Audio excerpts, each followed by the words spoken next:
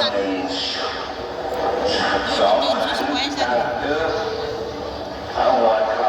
เราเก็บดอกไม้กับตะวันไปกันหนึ่งได้สองช้างกันบาลีก็เจ้าเขาเส้นหวานบาลีเอาบุญบาลี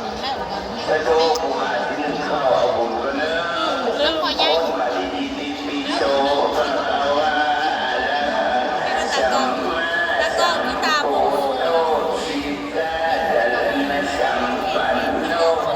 ทัชชาติ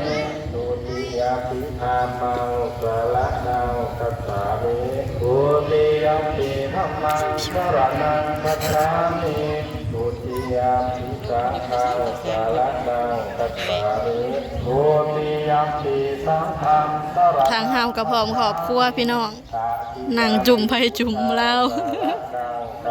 บ่ได้ขึ้นนั่งศาลาอยู่เทิง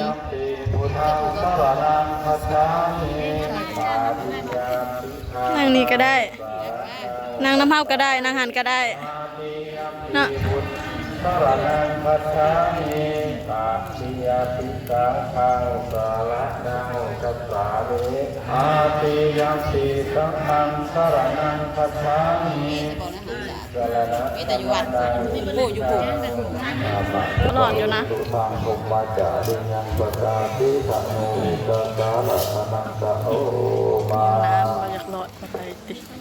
คุณแม่คนสวย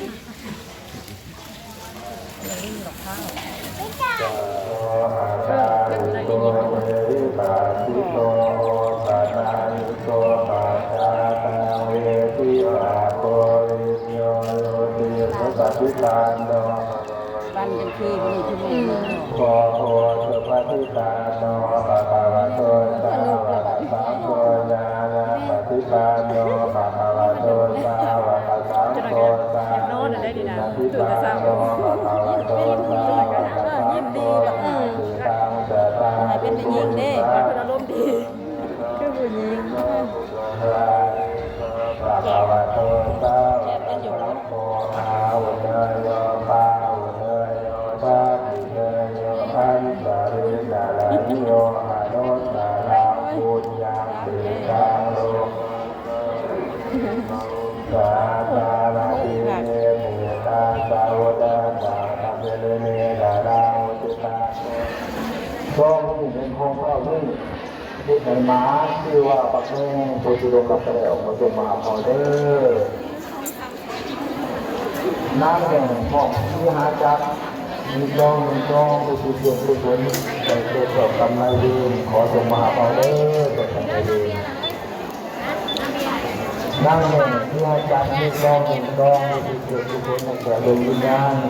ขอให้ได้ตักที่หาจักผู้สุดยอดกับไปเลยขอจงมาพอเด้ออยากเป็นโมโห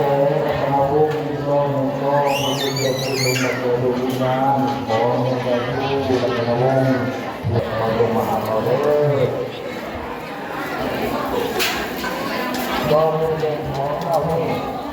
ผู้ดูดวงวิญญาณของคนในป่าและในที่ดวงหลับเราขอลงมาหาเราได้หน้าที่ต้องเป็นดวงวิญญาณในเรื่องการทำบุญผู้เกี่ยวกับเรื่องมรดกเราเลยคนต้อง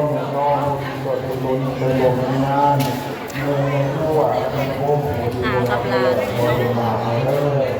ตอนนี้เขาก็ใส่บาตรแล้วเลยพี่น้องส้มลูกส้มหลานหลานเยอะมากเลยนาเบียไปใช้เลยผู้นาเบียอยู่ผู้ว่าใหญ่โตนะหนูไทก้าคนหล่อ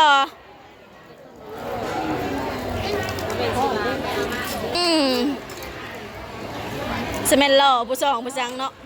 หล่อแล่นแต่แล่นผู้ใดเล่นผู้ประหยัดผู้ใดไปแม่สิแล่นกันหน่อยยังพระโคมพระผู้เละผู้เลี้ยวนาเบียโอ้ยลงโอ้ยจะเป็นตัวสังโอ้ยมันจะเข้าผู้ใดแล้วก็ใส่บาตรแล้วหรือเนาะมันขึ้นไปบนนี้จะลงมาก็แล้วให้บ่ได้นั่นกันอวยไป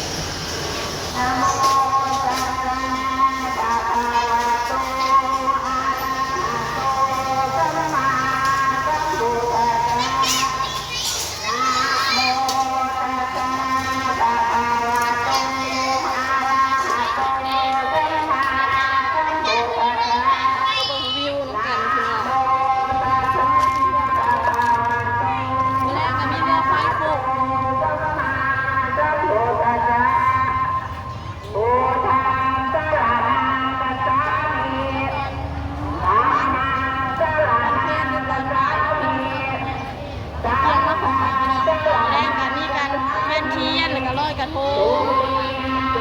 นี่แหละเรือไฟโค้งพี่น้องบ่ได้ลอยน้ำอะไรน้ำ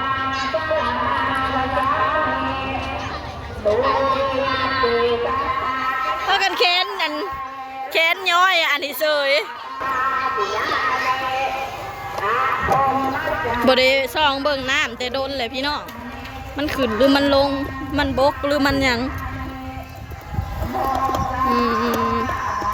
ห้ามขึ้นทำอะไรคะฝนหยิบบ่แรงมาเวียนเทียนน้ำกันพี่น้องเวียนเทียนออกพรรษาแล้วก็ลอยกระทงเนาะไปมานำแน่ ไปมานอนเต็มซาเล้งทุกคนนะพี่น้องดาวนั้นย่างลงมาคนเดียวมาแรงเขากะมาเวียนเทียนออกพรรษาน้ำกันพี่น้องสำหรับคลิปนี้เราก็ขอจบคลิปไว้เพียงสำนีก่อนจ้า